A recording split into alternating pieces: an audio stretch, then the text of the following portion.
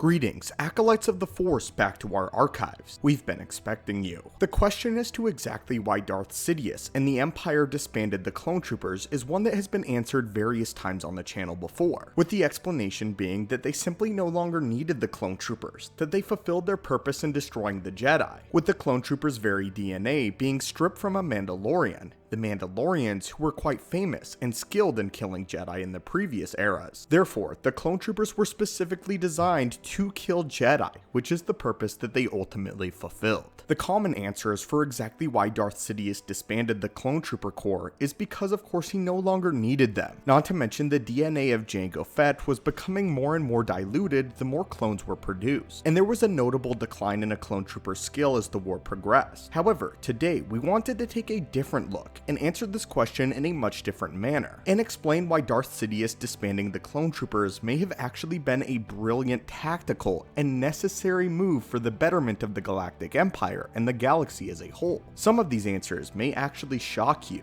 and maybe by the end of this video, you may have changed your mind and the idea of Darth Sidious getting rid of the clone troopers may have been his only and best option. To begin, let's state the obvious. The clone troopers were obviously far superior soldiers than the stormtroopers. They were bred for one simple reason, that be to fight the Clone Wars and later kill the Jedi, a mission which they executed perfectly. Their DNA was taken by Jango Fett, one of the greatest bounty hunters in not only his era, but in all of galactic history, stemming from the Mandalorians who were quite renowned for killing Jedi, and with Jango on several occasions being able to kill Jedi in hand-to-hand combat. The clone troopers, though, were only meant to cement Darth Sidious's rule, not to actually rule themselves as a fighting force, and they achieved this goal wonderfully. But what many seem to forget about the clone troopers is they were never actually meant or destined to be able to win the Clone Wars itself, as this was never Darth Sidious's plan. Darth Sidious controlled both players on the chessboard at the same time, being able to further his own goals, and again, he made sure that the clone troopers were a capable fighting force, but also ensured that they were never able to win the war. So how exactly did Darth Sidious do this? Well, he actually did this because of economics and the clones' cloning process itself.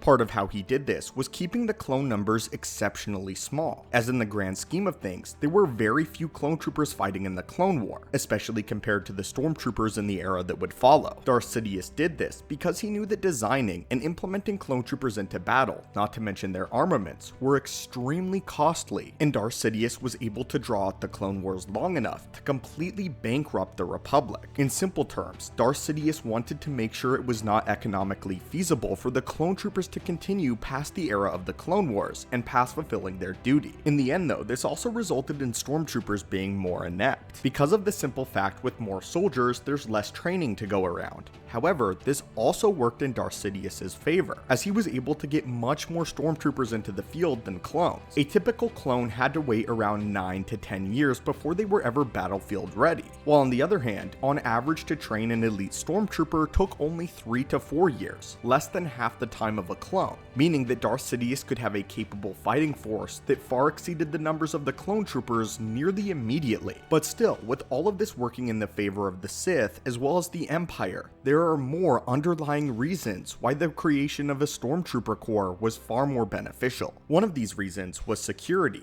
Implementing all of your troopers from one specific location, that being Kamino and the Kaminoan cloners, is not good for several reasons. One being, if this sole location is attacked and destroyed, then all of the clone facility will be halted, and no more troops will be implemented into the field. Beyond this, the cloners of Kamino had great power over the Empire, as this was the sole place where they were maintaining their troops, and Darth Sidious viewed this as a major flaw, which is why once he became Emperor, it was one of his first and primary goals to make sure that Kamino was no longer a threat, and by doing this, he offered the innocents of the galaxy something that they had not had over the 3 years of the Clone Wars, that being wealth, security, and patriotism, not to mention getting to actually physically be a part of the Empire and the governing force in the galaxy. Something we have to remember is the public and the innocents of the galaxy were largely removed from the Clone Wars and the Clone Wars fighting force, which is exactly what Darth Sidious wanted. He wanted the public of the galaxy to view the clones and the Jedi as an external force that wanted to take over, referring to them as the others rather than the Republic that was made up of innocent individuals. When Darth Sidious offered money, opportunity to become a stormtrooper stormtrooper, many innocents of the galaxy jumped at this. Not only were many of their families starving and in need of basic human necessities, but they were also angry as they felt as if the Jedi, and as a result the clone troopers, had excluded them from their very republic. People would line up from any given planet, at least at some planets, with pride, glad that they were finally able to contribute to the Empire and get their family out of the slums and out of absolute poverty. Emperor Palpatine swept in as a hero to give these normal individuals a chance to be something,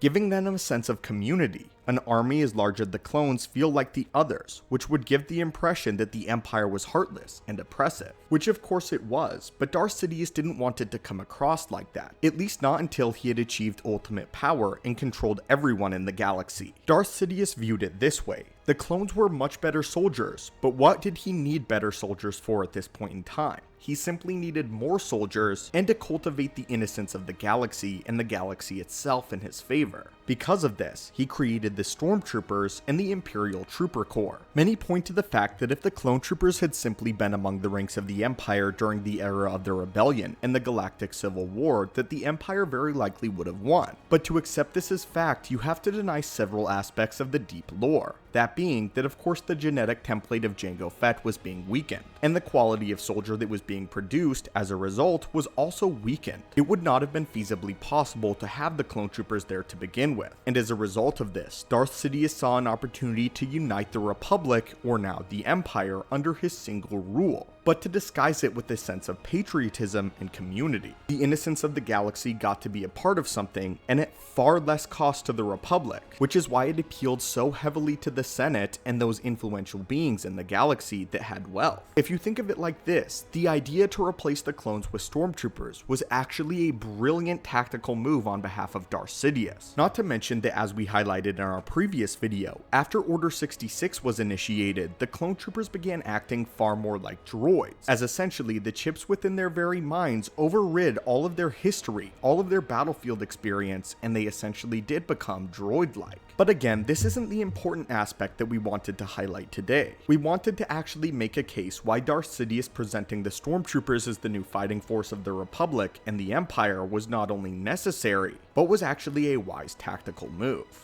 But now, my friends, I would love to hear what you have to think and say about this. Had you ever looked at it from this point of view? And what did you think about these more obscure reasons why Darth Sidious decided to replace the clones with the Stormtroopers? As always, I would love to continue the discussion with you guys in the comments down below. May the Force be with you, and I hope to see you in another video.